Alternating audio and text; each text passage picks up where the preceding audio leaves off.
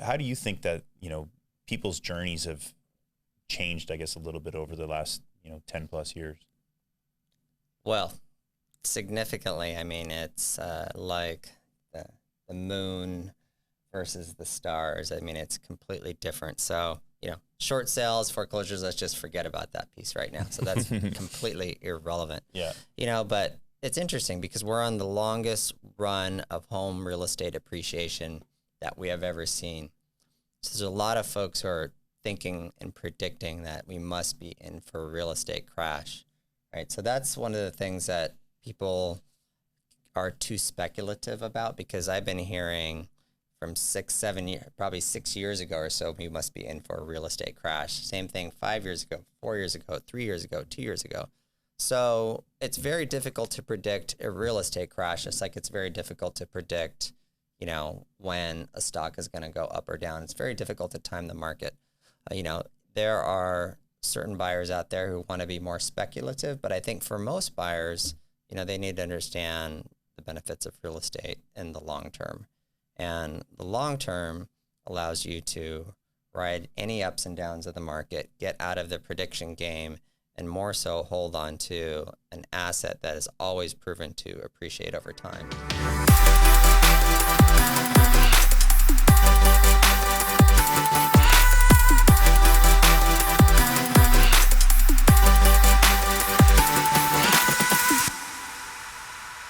What's up, everybody? We are back with episode 2 of the Wagner Real Estate Group Team Podcast. We're going to talk about all kinds of awesome things today, but we're going to focus on the buyer journey, a topic near and dear to what's going on, not just in Seattle, but all over.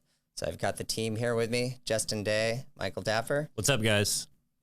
What's up, everyone? Kind of like these headphones. They make my voice sound really interesting. Yeah. But yeah, we're excited to do this today because I think it's fun to, have a chat about some of the struggles that people have been going through over the last year or so, and really talk about how to best prepare people for the journey as they move forward, as they go through 2022 and even beyond that. Because I think we'll all agree that, we're not just here to help people in the short term. We're here to help people through their entire real estate journeys, whatever that looks like. So yeah, 100%. Yeah. I think one of the the key ways that we can provide value beyond just writing up a great contract is to guide people from the very beginning. I'm always most excited when I meet somebody when they have just started thinking about real estate, because they're going to get the best benefit from working with me for that period of time, whether that's a month, 6 months, or a year, 2 years, whatever. But that way, we can really add value to the whole transaction. So, be a great topic. Couldn't have said it better myself. Well, thank you. I really practiced that one in the car. So yeah, but I think, this is obviously an opportunity to have a casual conversation between the three of us. We actually have a special guest that's going to be joining us a little bit later on. His name's Nick Eaton. He's a past client of myself. And him and his wife, Anna, had a wonderful journey. It was not all peaches and cream, but at the end of the day, it was a matter of just trying to make sure they felt as comfortable to make the decisions that needed to be made when they needed to be made. I think that's something that's not thought about very often in the real estate journey is, okay, well, you're in a situation where you're wanting to buy a home. Okay, well, you search for houses. Okay, well, then you do this after you've already did that first thing. Well, instead, why don't we look at the whole process and really look at the whole journey and try and figure out, okay, well, how do you best prepare people to make the difficult decisions that need to be made when they need to be made? Because at the end of the day, that's what our job is to help prepare people and help guide them through their journey, and instead of just being reactionary. So right, makes sense. So how long is a typical journey for the buyer? Trick question. It all depends. We can reverse engineer it that it usually takes 30 days from the point you get in a contract to the point you get keys. Most people, when they're actively super hot looking, will spend, 6 weeks, 4 weeks, whatever, like actively looking to find the house that they want. And then assuming you win on your first offer, which isn't always statistically probable, but most people I find, can be starting the process even a year out. It's funny, Michael. I'm kind of stuck on the whole hot looking thing because all of our clients are hot looking, right? So, anyways. Hot looking. Yeah. Yeah. Hot looking for properties or just hot looking? Yeah. Which is it? Yeah. Well, exactly. either way. Yeah. But I think you're right. Exactly. I mean, everyone's journey is a little bit different, and it's important for us as real estate agents to make sure that we understand what people's goals are and what they expect their journey to look like, and how they want to work. Because a lot of people really enjoy searching on Zillow, looking at homes, and kind of having that fun environment of just continually looking and looking and looking. Whereas other people, they think that the only value they get from a real estate agent is the houses that get sent to them, right. Which I think we all know is anything but the truth. But it's important to understand where people's heads are at, so then we can better advise them as they move forward. Yeah. What's the fastest time from the time you met a client to the time they actually closed on a home?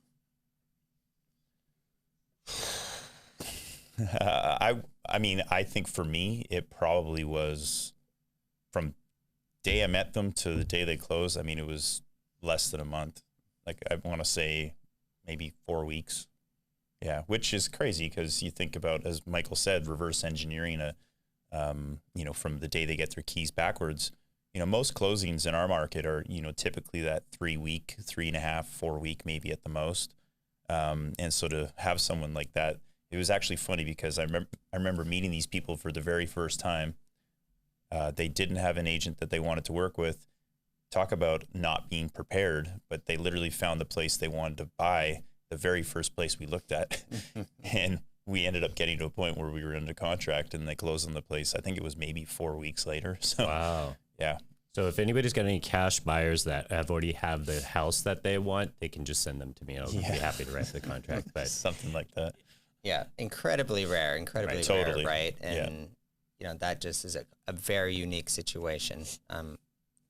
Most of the buyers we see or meet for the first time, like, what's their situation? Where are they at in their journey when they kind of, meet you for the first time? Well, I think one of the most important questions is obviously understanding their motivation to move. And then from that, understanding where they're at right now, who's going to be involved, if there's family that's going to come join them, if they're, in a lease, if they're just starting to look and they can't break that lease or whatever. So kind of figuring out timeline and then necessity from that. Your question was, where are they usually at? I'd say usually they don't really know where they're at. So it's kind of part of our job to figure out, this is how far along you are. A lot of people say, well, I don't want to talk to a lender until I find the house I want. If you go that route, that's not a winning strategy. So, helping people understand kind of the order of events, whether that's in JD's scenario at, 35 days and crunch that all down, or whether it's in the scope of a year, kind of help them figure out what position they are right now and what it's going to take to get them to where they need to be. Yeah, and I think it's important to realize that everyone is at a different stage. Everyone is at a different point in their lives, different point in their journey, different point in their knowledge base. Some people have purchased a home before, some people have not. And so, obviously we're not going to take the time to go through the entire home buying process with someone who's purchased a home before. But at the same time, there's still a lot of value in things that we can provide that maybe they didn't get with their previous experience. At the end of the day, I think, it's looking at each individual situation as what it is. It's individual. Everyone is an individual. We need to treat people that way. It's a very important thing for people to go through to buy a first home, let's say. And, I think at the end of the day, we want to make sure that people feel like they're unique. So I think even with people that have previously purchased real estate, whether it's a couple of years ago or 20 years ago, especially you talk to somebody that's owned a home, for 30 years, the way that it works now is completely different. But even people that have bought multiple properties I've met, you start talking about terms and an offer and they're like, wow, I didn't even know that you could do that. My last agent didn't talk to me about that at all. That might be why they're working with us now. But and market conditions are such a big part of that, right? Yeah. But, even, and to your point, if someone bought a house 25 years ago, I mean, the way real estate is done now is a little bit different. Right. Number one, there used to be, I mean, I wasn't in real estate back then, but I think there used to be books that used to, get from the MLS with properties that are on market. I mean, obviously now we're just in the furthest thing away from that market, or that environment. Okay, so you've got one buyer who comes at and he's pre-approved and ready to rock, and you close in 4 weeks, and you've got another buyer. It sounds like you're saying there's just a lot of different situations in which every buyer's journey is unique, right? Right.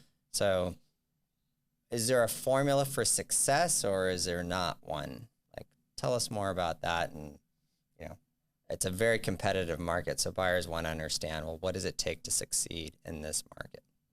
I think at the end, it's really about breaking down the process of what the home buying journey looks like. I mean, I personally like to look at it as a 3-stage process. Okay. So the first stage is where, you have the search. So that's where, you meet a real estate agent, you get yourself pre-approved, you start looking at homes, you try and figure out the different types of things you like. And a lot of times that's the journey that takes the absolute longest amount of time. That could take, as Michael was saying, it could take one day, it could take, a year to go through that process. And then once you actually find the house you really like, then it's a matter of going through the second stage, which is the contract side of things. And that's a completely different environment. That's where there's a significant more reliance on the agent to provide more expertise and help guide the buyer in whatever way that looks like. And then the third stage is once you're under contract and once you've been able to navigate that second stage appropriately, then there's the closing process. And the closing process, there's a ton of stuff that goes on with the lender and escrow and appraisal and inspection perhaps, and a lot of different things. So, understanding what those 3 phases kind of look like, I think is critically important for people. I agreed. I think, when we were talking about before, when as an agent, one of the biggest values you could bring was, I've got the secret book with all the houses are for sale. Well, now that information is everywhere. So that's not, although we're happy to share houses with people, the expertise and the value of really understanding what their wants are. So, you told me you wanted this, you told me this is important to you. And then if we start looking at properties that don't really fit that, and that's something where as an agent, you can try to lead them to maybe a better answer. Whereas just simply sharing information without context isn't really where we come into play. So definitely. And then of course with the contract is where, that's a clear line of where we can step in and provide value, but really getting them ready for that discussion ahead of time, prepping them of, if you're in a competitive situation, this is what we might have to do, and explain what that actually means to them, the risk involves, on any level. Yeah, and that's fun for me. I mean, I don't know about you guys, but I enjoy that educational side of things and helping people feel comfortable with it.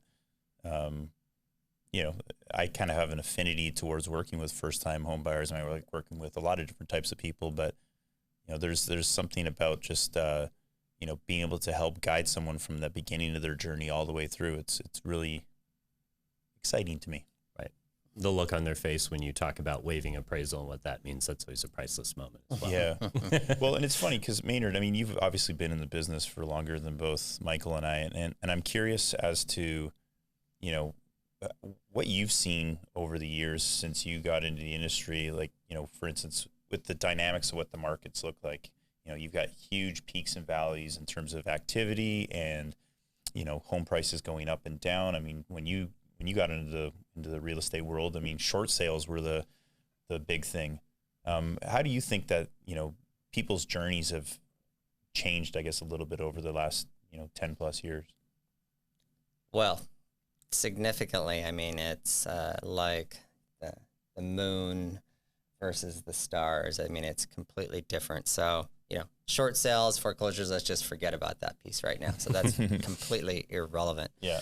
But it's interesting because we're on the longest run of home real estate appreciation that we have ever seen.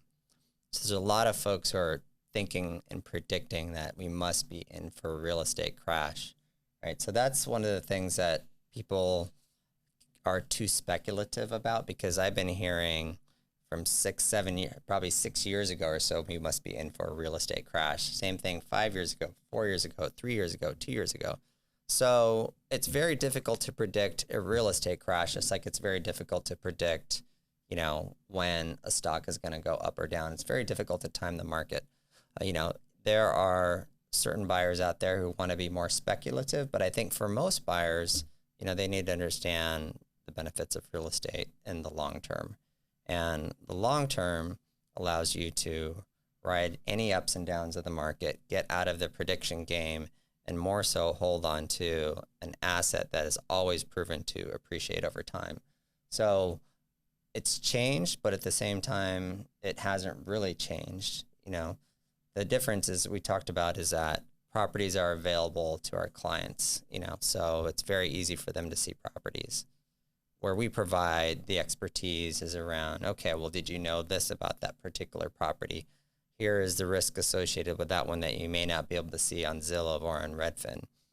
Okay, the other piece that we bring to the table is strategy around, okay, well, you like that home. Now, does it really fit all your needs?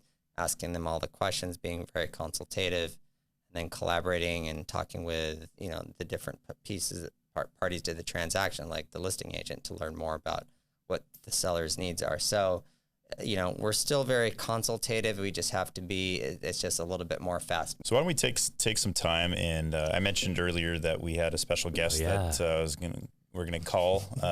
So once again, his name's Nick Eaton. He's expecting our call, so I'll give him a shout right now. And so we're just gonna ask him some basic questions about his journey that he went through, and kind of get his perspective on things, because it's one thing to listen to the three of us jibber jabber for I can't believe I just used that word. but we can edit that out. Can we edit that out, please? Kids, jibber if you can't jabber. Yeah. Okay.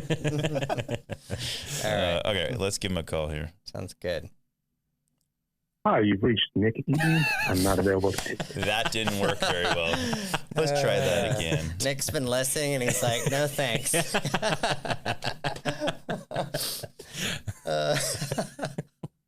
Hard pass. On second thought, I'm busy. Hey, Nick, can you hear me? Yes, I can. Oh, hey, Nick, there you are. Welcome. It's funny. I tried to call you first, and it went straight to voicemail. Hello, this is Nick Eaton. So, anyways, yeah. Well, I'm here in person now. Awesome. Thanks for joining today.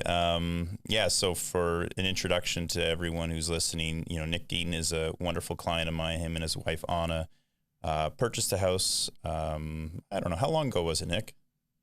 It was about 2.5 months ago. Okay, cool. Yeah. And, they went through a kind of a unique journey in the sense that, they went under, we started engaging, I don't even remember how long ago it was, maybe a year ago or, maybe 9 months ago. And they actually found a home that they really loved, and they put an offer in on it, and they decided to walk away from the first house that they got under contract for. So, that's not something that's super common, but at the same time, it happens every once in a while. And so, obviously we'd love to hear a little bit about your journey and your experience, Nick. So, we're talking about the home buying process and kind of what that looks like for people. Obviously your journey is very different than a lot of others, but how did you feel your knowledge and your comfort with the home buying process grew as we toured places? Well, I'd say it grew a lot, especially since we put offers on a few homes. I think every single time we did that, it became more comfortable and more familiar. But, I think just over time, as you look at the homes that are available in different neighborhoods and seeing what types of homes, like the condition of home at different price points in different areas, you just start to understand it, at least during that window that you're looking. And then you can kind of, you can almost just be like, okay, this house at this price, I'm not interested, or, oh, this one's interesting. And you just kind of start to get a feel of ones that you don't want versus the ones that you really are interested in. And that's kind of how things ended up for us, is we ended up realized, at first we were touring a lot of houses. And by the end we were touring fewer houses, I would say, just because we had got kind of that better idea of that landscape. Yeah, no, that's completely fair. Cool. That's up. Awesome. What's up, Nick? This is Maynard. Yeah, and they got Michael Yeah, too. Michael I guess I Dapper didn't too, tell you so- who was on. Oh yeah, we've Yeah. all been with Nick. We have. we've all been. Great to have you on the Toured call, with Nick. Nick, I should say. So let me ask you one question. So did all the properties look just like they did online? Great question. And do they look like in person just like they did online? No. And that was one of the things you kind of got used to too, is being able to tell, like, oh, this house probably isn't going to look as good as it does online. I mean, most of them don't. So you start to see the telltale signs. These angles, why can't I see this one thing from this angle? You kind of get a sense of how the folks who are taking those pictures are trying to make things look a little better, and so you can kind of start to pick up on things. One thing that we found out, we got an Oculus Quest from a friend of ours, and at some point during the process, and we found out that on some of the sites where you can look at all the listings, they have this ability to do a VR tour, and with the Oculus, we could almost just be in a house. It was very cool. Whoa. That's awesome. I think Yeah. we need to talk to our friends at I Am Third Media about that one. Yeah, no, that's super cool. That's kind of the direction of technology right now. So, Totally. but at the same time, it's hard to, you learn so much just by getting out and seeing houses, And- Yeah, there's no replacing the real thing. I'm pretty sure they don't have a smell feature in Oculus. I could be wrong, but yeah, good stuff. So,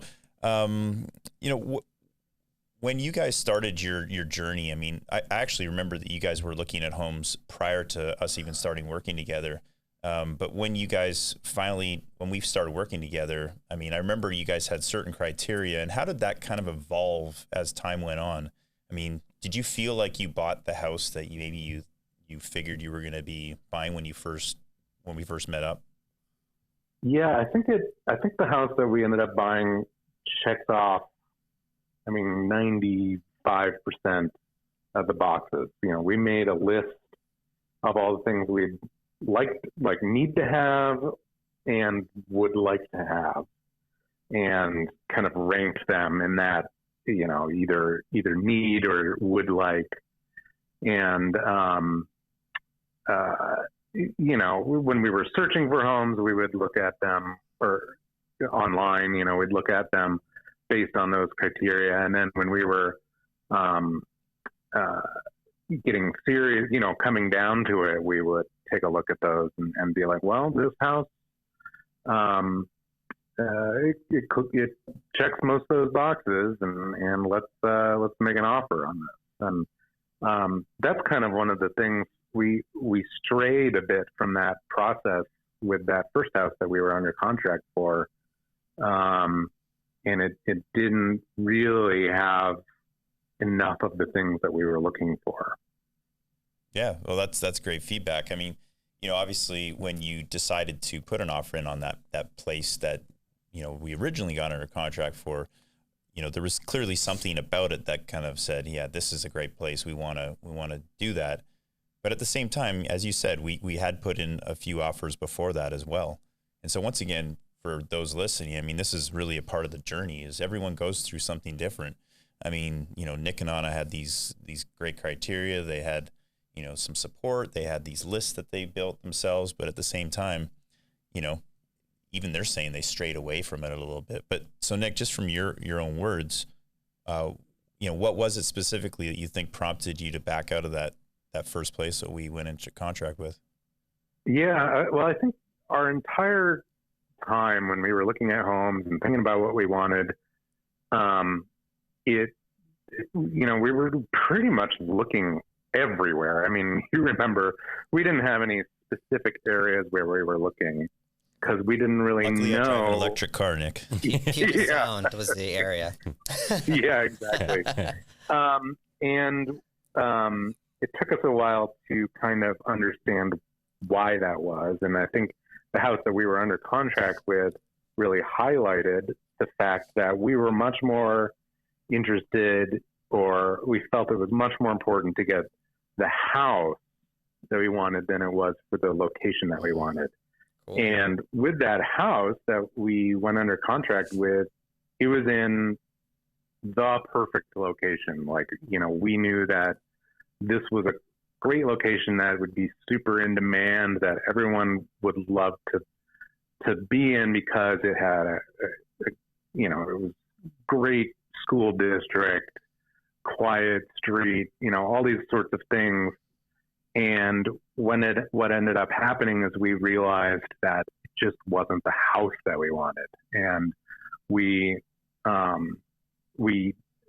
decided to make an offer based on the location, pretty much based on the knowing that we would someday want to have access to that great school district, for example. And we had a lot of friends up in the kind of north end of the Seattle area where that house was. And we thought, okay, cool. We can deal with this house. We can make it what we want it to be. It's not quite there. And I think over the course of a few days, after the contract had been, agreed upon, and before we went to attend the inspection, we kind of realized that it would be very difficult, or just take a lot more than we were willing to do, or it just seemed like a big insurmountable task to make that house really what we wanted it to be. And that's, we were able to get that inspection contingency, which is super rare for this market right now. Awesome agent. And we ended up using that to kind of weasel our way out of that contract. Yeah, and it's funny because I feel like most people, like what you're saying, Nick, is you guys realized over time that location was not as important to you as the quality and the factors that came into your actual house. Is that a fair assessment? Yeah, and I mean, it's funny because we're talking about, everyone's journey being very different and individual. And I can guarantee you, half of our clients feel the exact polar opposite. Right. They would rather be in a very centralized location. They want to, they'll sacrifice on the house just simply to have a certain lifestyle. Whereas other people, like Nick and Anna, it's the exact opposite. And that's part of the fun of it, I think, for all of us, is to, figure out what everyone's trying to do. Good for Nick and Anna, though, for realizing that house that they wanted to make work was actually just to put it in the friend zone. Move on. Yeah. Absolutely. Yeah. Didn't get past the online dating stage. No. Yeah. Well, cool. Now you're in the house that you love. That's fantastic. And you've got great, valuable insights for the buyers who are listening to our call. I mean, you just went through a discovery process, and you went through it in your own manner. Right. Yeah, that's really a fair way to put it. Is it's just a discovery process. And the more you do it, the more you discover. Yep, exactly. Words to live by Nick Eaton. And Nick, before we let you go, I mean, I'm kind of curious as to kind of the one biggest challenge that you experienced during your home buying journey, and how we kind of helped you overcome it through the process. I mean, it's ironic because you're on a podcast with Maynard and Michael and myself, and all of us had met with you at some point during the journey. But what was, like, do you have a challenge that you can think of that we kind of helped you overcome? I think our biggest challenge was fatigue. We had looked at so many houses, and you start to see, some weeks a bunch of houses would come on the market, and some weeks very few would come on the market. or few interesting looking ones to us. And there'd be times where, maybe we'd put an offer on a house and it didn't work out. And then the following week, very few homes that we were interested in would come on the market, and it would be just discouraging. And we were tired and we were ready for it to just be over. And I think you guys helped us a lot with finding ways to look at things a little differently or from another perspective, and also be okay with kind of taking that 1 week break. There was one thing that you told me, Justin, you told us, that really helped, which was just kind of a strategy that we hadn't thought about before, which was, one of the things you can do is look at homes that are at the top of your price range, but had been on the market for a little longer than average, and kind of realize, well, these houses might be at the top of my price range or slightly out of it, but because they've been on the market for a while, they could potentially be negotiated down. So it was kind of a new way to look at those, of like, well, okay, so it's not just houses that are below our kind of window that we assume will be negotiated up, but there's also this probably smaller, but still interesting to look at, subset of houses that, might be above our price range, but could come down into a place where we could afford them. So those sorts of things, being able to give us some different perspectives and different ways to approach things helped with that fatigue. Well, it might surprise you, Nick, but I could sense that throughout the journey. Whenever you guys would get a little bit overwhelmed or whatever, it's like, let's take a deep breath. Let's make sure we, take the time to go through what you need to go through. And next week, there's going to be more properties that come on the market. That's one thing that we're finding right now when we're filming this in December is, we're at historically low inventory right now. It's pretty crazy. And so people who are active in the market are getting a little bit frustrated with the fact that, they're just not able to find what they want to find. So. What a great piece of advice, Nick. That's fantastic. Well, came from you guys. Cool. Any last bits of insight you want to share, Nick, before we let you go?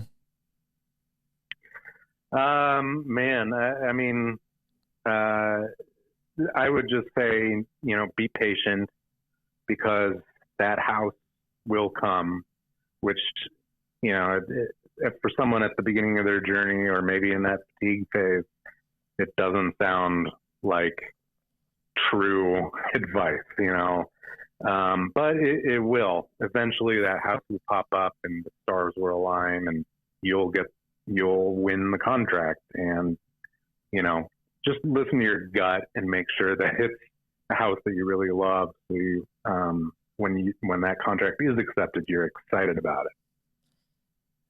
Well, I'm glad we're recording this, because I'm going to replay that exactly. Yeah, that was awesome. to some buyers that we worked with going through that. So awesome stuff, Nick. Yeah. Thanks, Nick, so much for being obviously fantastic clients, but, great people as well. So, yeah, we can't thank you enough for jumping on the podcast today, and I owe you a beer.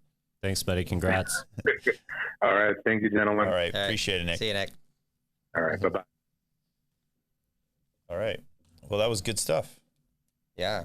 I mean, that's what it's all about, is this journey that isn't a straight line. Everybody's process is different. Circling back to, well, how do you even get started? Well, you just get started. You can start by looking online. You can start with 40 homes and you can narrow it down, or you can know you want to start with 4 or 5 homes and then expand from there. Yeah, I just think everyone has a different tolerance in what they want to go through, and some people want to.